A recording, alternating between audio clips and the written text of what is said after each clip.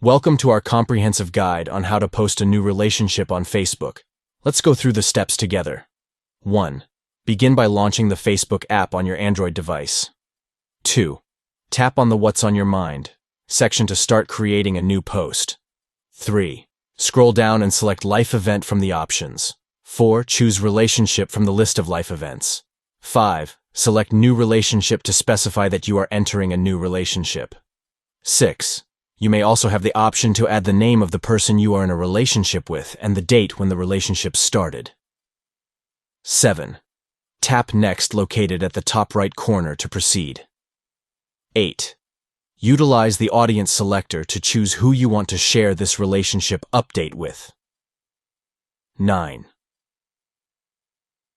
Finally, tap Post at the top right corner to publish your new relationship status on Facebook.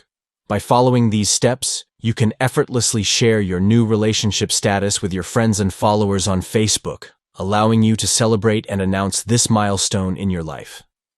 Thank you for watching.